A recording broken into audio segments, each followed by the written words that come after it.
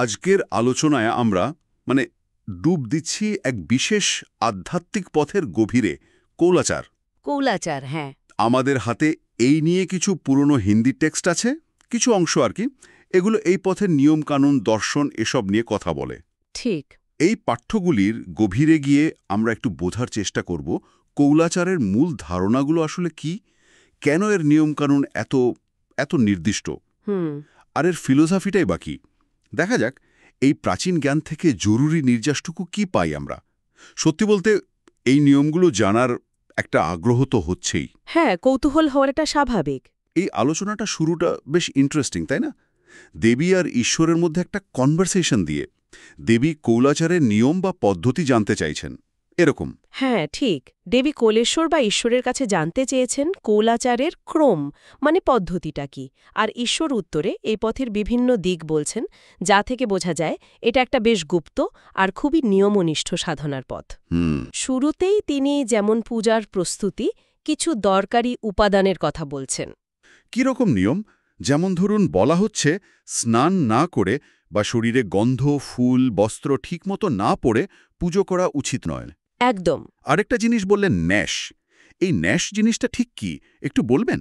হ্যাঁ, ন্যাস হল একটা পদ্ধতি যেখানে নির্দিষ্ট মন্ত্র উচ্চারণ করে দেহের বিভিন্ন অংশে শক্তি স্থাপন করা হয়, বা বলা ভালো জাগানো হয়। আচ্ছা। ঈশ্বর বলছেন এই ন্যাস ছাড়া কৌলপুজো করাটা ঠিক নয়। মানে পূজার আগেই শরীরকে রেডি করে নেওয়ার, পবিত্র করে নেওয়ার একটা প্রক্রিয়া আর কি। বেশ ইন্টারেস্টিং। এর সাথে আরও কিছু উপাদানের কথা এসেছে, যা ছাড়া পূজা বা তর্পণ নাকি নিষ্ফল, যেমন মাংস, মদ্য এবং শক্তি। হ্যাঁ, এইগুলো তো সাধারণত অন্য অনেক আধ্যাত্মিক পথে প্রায় নিষিদ্ধই দেখি আমরা। এখানে এর গুরুত্বটা কি হতে পারে? ঠিক এখানেই কৌলাচারের একটা বিশেষত্ব, বুঝলেন?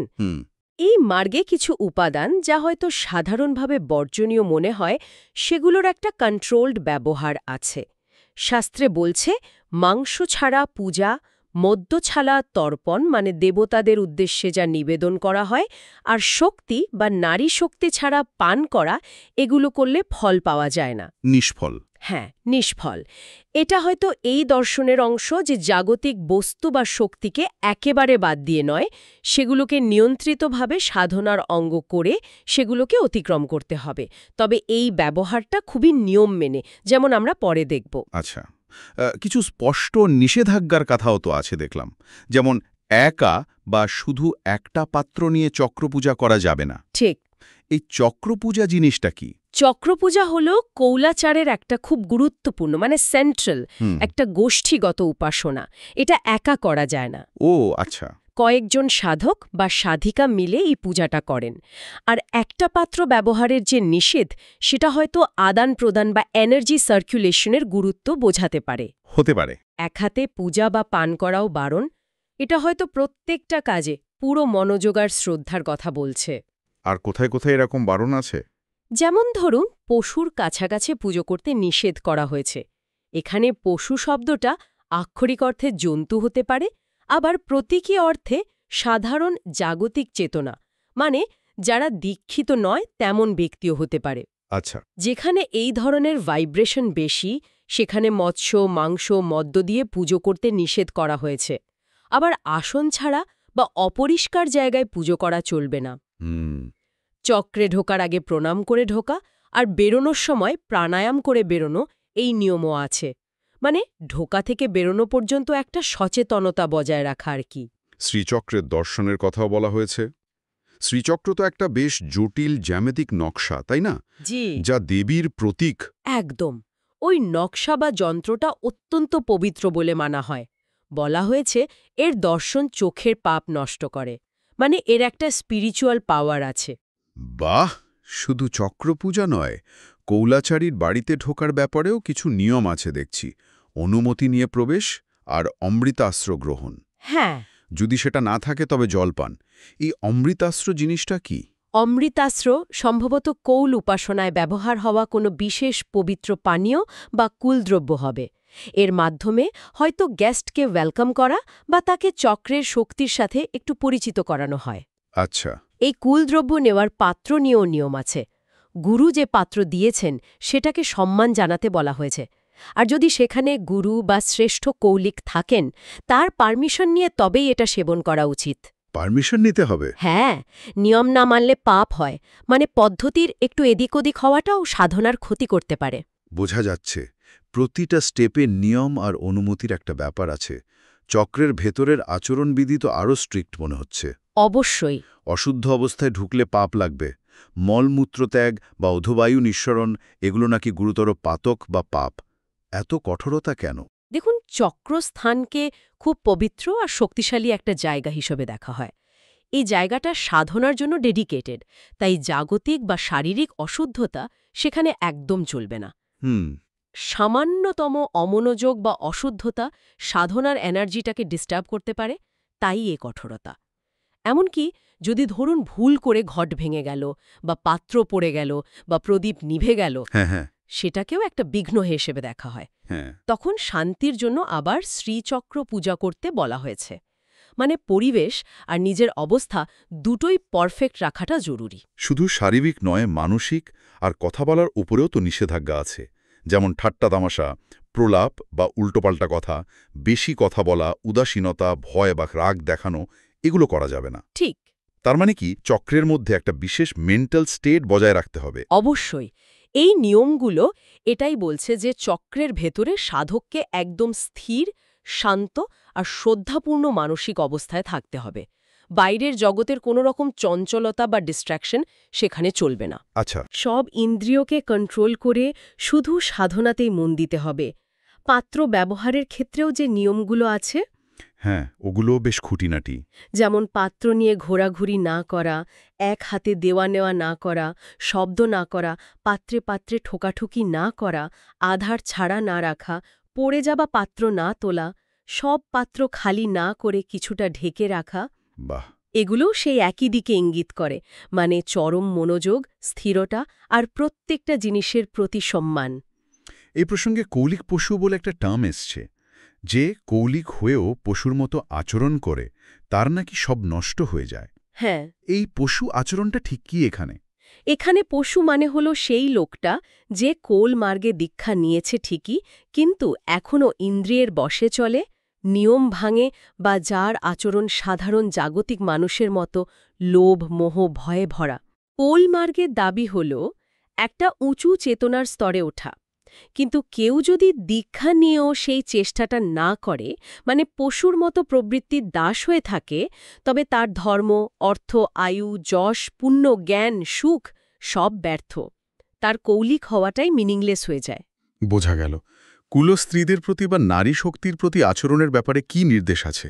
আগে কুলদ্রব্যের কথা হলো, এখানে নারীর প্রতি আচরণেরও কি বিশেষ কোনো নির্দেশ? হ্যাঁ, কৌলাচারে নারী শক্তি বা কুলস্ত্রীদের খুব সম্মান দেওয়া হয়। একটা জায়গায় বলা হয়েছে, কুলকান্না মানে কুমারী, কুলবধূ মানে বিবাহিতা, মনোরমা মানে সুন্দরী নারী, আর যুবতী কুমারীদের দেবী রূপে পুজো করার কথা। দেবী রূপে পুজো? হ্যাঁ, নারীদের দল দেখলে বা লাল পোশাক পরা নারী দেখলে বা গুরুদেবের শক্তি অর্থাৎ তার সঙ্গিনীকে দেখলে নমস্কার করার নিয়ম। আরও বলা হয়েছে নারীদের দোষ না দেখে গুণের দিকে তাকাতে। এই সম্মান দেখানোটা এই পথের একটা মূল দিক। গোপনীয়তার উপরও তো খুব জোর দেওয়া হয়েছে দেখছি। খুবই। বলা হয়েছে শ্রী গুরু পাদুকা, মূল মন্ত্র আর নিজের পাদুকা এগুলো শিষ্য ছাড়া কাউকে জানানো যাবে না। গুরু পাদুকা মানে গুরুর পায়ের ছাপ বা ওই জাতীয় কিছু? হ্যাঁ, শ্রীগুরু পাদুকা বলতে গুরুর পবিত্র পাদুকা বা তার প্রতীকী চরণ চিহ্ন বোঝায়, যা খুব শ্রদ্ধার জিনিস। মূল মন্ত্র হল দীক্ষার সময় গুরু যে মন্ত্র দেন, যা সাধনার বেসিস। আর নিজের পাদুকা বলতে সম্ভবত নিজের সাধনার স্টেজ বা ব্যক্তিগত উপলব্ধি বোঝানো হতে পারে। আচ্ছা। এই জিনিসগুলো খুব গোপনীয় রাখতে বলা হয়েছে, শুধু যোগ্য শিষ্যের কাছেই বলা যাবে। কারণ হিসেবে বলা হয়েছে, মন্ত্র তখনই কাজ করে যখন সেটা সরাসরি গুরুর মুখ থেকে পাওয়া যায়, বই পড়ে বা অন্যভাবে নয়। মানে জ্ঞান কাকে দেয়া হচ্ছে সেটা খুব গুরুত্বপূর্ণ। এই গোপনীয়তার কারণ কি হতে পারে? জ্ঞানটাকে বাঁচিয়ে রাখা নাকি অন্য কিছু? দুটোই হতে পারে। একদিকে যেমন এই গুপ্ত জ্ঞানকে অযোগ্য লোকের হাতে পড়া থেকে বাঁচানো, কারণ এর মিসইউজ খারাপ হতে পারে। ঠিক। অন্যদিকে এটা শিষ্যের নিষ্ঠা আর সে কতটা তৈরি সেটা টেস্ট করারও একটা উপায় হতে পারে। অনেক গুহ সাধনাতেই এই গোপনীয়তাকে সাধনার অংশ হিসেবেই দেখা হয়। হ্যাঁ, একটা অংশ বেশ সিম্বলিক লাগল। বলা হয়েছে নিজের স্ত্রীকে কুলজ্ঞানের সমান সেবক মনে করতে হবে, কিন্তু পশুশাস্ত্রকে পরস্ত্রীর সমান বুঝতে হবে। হ্যাঁ, এটা একটু ব্যাখ্যার অপেক্ষা রাখে। এই পশুশাস্ত্র মানে কি, আর পরস্ত্রীর সমান বোঝার মানেটাই বা কি? দেখুন, পশুশাস্ত্র বলতে সম্ভবত সেই সব শাস্ত্র বা জাগতিক জ্ঞান বোঝানো হচ্ছে যা কৌল মার্গের বাইরের, মানে যা সাধারণ ইন্দ্রিয় সুখ বা দুনিয়াদারির কথা বলে। আচ্ছা। সেগুলোকে পরস্ত্রীর সমান বোঝার মানে হতে পারে যে সেগুলোর প্রতি অ্যাটাচড হওয়া উচিত নয়, সেগুলোকে নিজের করে নেওয়া ঠিক না, বরং একটা ডিস্টেন্স রেখে সতর্কভাবে সেগুলোকে জানতে বা বুঝতে হবে। যেমন নিজের স্ত্রীর প্রতি কর্তব্য আর নিষ্ঠা থাকে, কুলজ্ঞানের প্রতিও তেমনটাই থাকা উচিত। কিন্তু পশুশাস্ত্রের প্রতি সেই একাত্মতা বা অধিকারবোধ থাকা চলবে না। এটা সাধককে নিজের পথের প্রতি ফোকাস থাকতে সাহায্য করে। আরও কিছু নিয়ম আছে, যেমন কাউকে ঠাট্টা করা যাবে না, বিশেষ করে যারা নম্র বা ধরুন মানসিকভাবে অসুস্থ তাদের। অপ্রিয় বা মিথ্যে কথা বলা বারণ। হ্যাঁ। দিনে বা সন্ধ্যায় স্ত্রী সহবাস নিষিদ্ধ। এমনকি কেউ খুব অপরাধ করলেও তাকে ফুল দিয়েও মারতে বারণ করা হয়েছে। এটা তো অহিংসার উপর সাংঘাতিক জোর দেওয়া হচ্ছে। হ্যাঁ, ঠিকই ধরেছেন। যদিও এই মার্গে কিছু উগ্র বা আনকনভেনশনাল জিনিস ব্যবহার হয়, কিন্তু আচরণের ক্ষেত্রে অহিংসার, সত্যি কথা বলা আর দয়া করুণার উপর জোর দেওয়া হয়েছে। ইন্টারেস্টিং। বিশেষ করে দুর্বল বা একটু অন্যরকম মানুষের প্রতি সহনশীলতা আর কারোর প্রতি কোনো রকম হিংসা না করার যে নির্দেশ, এটা এই পথের একটা নৈতিক দিকও তুলে ধরে। কুল। কুলবৃক্ষের কথাও আছে। বট, অশ্বত্থ, নিম এইসব গাছের নিচে নাকি কুলযোগিনীরা থাকেন। তাই ওই গাছ কাটা বা ভাঙা, নিচে শোয়া বা উপদ্রব করা একদম বারণ। ঠিক। এই গাছ বা তার কথা শুনলেও নাকি নমস্কার করতে বলা হয়েছে। এটা কি প্রকৃতির প্রতি এক ধরনের গভীর সম্মান? অবশ্যই। এটা প্রকৃতিকে শুধু একটা জড় বস্তু হিসেবে না দেখে তাকে জীবন্ত শক্তি বা দেবদেবীর থাকার জায়গা হিসেবে দেখার একটা তান্ত্রিক দৃষ্টিভঙ্গি। হুম। কুলবৃক্ষগুলো পবিত্র জায়গা, যা সাধনার জন্য ভালো। তাদের রক্ষা করা আর সম্মান জানানো কৌলাচারীর কর্তব্য। এটাকে পরিবেশ সচেতনতার একটা আধ্যাত্মিক রূপও বলতে পারেন। গুরুদেবের স্থান তো এই মার্গে মনে হচ্ছে একদম শীর্ষে। নিঃসন্দেহে তার অসম্মান করলে ভয়ঙ্কর পরিণতির কথা বলা হয়েছে, একেবারে চণ্ডাল জনিতে জন্ম। আবার শ্রীচক্রের ডিটেলস ভালো হোক বা খারাপ কিছু নাকি বলা যাবে না। গুরু হলেন এই পথের লাইট হাউস, তার মাধ্যমেই জ্ঞান আর শক্তি পাওয়া যায়। তাই তার প্রতি সামান্যতম অশ্রদ্ধা ও সাধনার গোড়াতেই আঘাত করে। সেজন্যই এত কঠিন পরিণতির কথা। আর শ্রীচক্রের বিবরণ গোপন রাখার নির্দেশ আবার সেই চরম গোপনীয়তার দিকটাকেই স্পষ্ট করছে। গুরুদেবের নাম দরকার হলে বলা যেতে পারে, কিন্তু নিজের মন্ত্র কাউকে বলা যাবে না। যদি কোনো পাপ হয়েও যায়, তার প্রায়শ্চিত্ত হিসেবে গুরুদেবের নাম জপকেই সবচেয়ে বড় উপায় বলা হয়েছে। শেষে ঈশ্বর বলছেন যে গুরু শিষ্যকে ৩ বার নিয়ম বলবেন, তারপরও যদি সে না মানে তাহলে দায়ে শিষ্যের, গুরুর নয়। হ্যাঁ, এটা কি গুরুকে শিষ্যের কর্মফলের দায়ে থেকে একটা মুক্তি দেওয়া? অনেকটা তাই। গুরু তার কাজটা করবেন, জ্ঞান দেবেন, পথ দেখাবেন, কিন্তু সেই পথে চলা বা না চলা, নিয়ম মানা বা না মানা, সেটা শিষ্যের নিজের চয়েস আর দায়িত্ব। আচ্ছা। গুরু পথ দেখাতে পারেন, কিন্তু জোর করে তো কাউকে পথে চালাতে পারেন না। শিষ্যের স্বাধীনতা আর তার কাজের ফলের দায়িত্ব তারই, এই আইডিয়াটা এখানে প্রতিষ্ঠা করা হচ্ছে। সব মিলিয়ে দেখলে কৌলাচার তাহলে একটা খুবই ডিসিপ্লিনড, সিক্রেটিভ আর গুরুকেন্দ্রিক সাধনার পথ। প্রত্যেকটা নিয়ম, প্রত্যেকটা আচারের বেশ গভীর মানে আছে বলে মনে হচ্ছে। হ্যাঁ, একদম। সারসংক্ষেপে বললে কৌলাচারের ভিত্তি হল কয়েকটা জিনিস: গুরুর প্রতি চরম আনুগত্য আর ভক্তি, চক্রপূজার মতো গ্রুপ সাধনা, কিছু বিশেষ কুলদ্রব্য বা উপাদানের কন্ট্রোলড ব্যবহার যা হয়তো সাধারণ সামাজিক নিয়মের বাইরেও যায়, নারী শক্তির প্রতি গভীর সম্মান, আচরণের ক্ষেত্রে খুব স্ট্রিক্ট নিয়মকানুন যার মধ্যে অহিংসা, সত্যবাদিতাও পড়ে, আর সবচেয়ে বড় কথা হল এই পথের জ্ঞান আর পদ্ধতির চরম গোপনীয়তা রক্ষা করা। নিয়ম ভাঙলে কি হবে সে কথাও বারবার বলে এর গুরুত্ব বোঝানো হয়েছে। এই নিয়মকানুনগুলো সত্যি খুব নির্দিষ্ট আর অন্যরকম।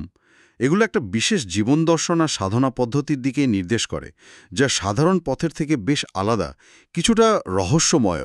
ঠিক। আজকের আলোচনা থেকে এটা বেশ স্পষ্ট যে এই পথটা সহজ নয়। এর জন্য গভীর নিষ্ঠা, সাহস আর গুরুর প্রতি পুরো সারেন্ডার দরকার। একদম ঠিক।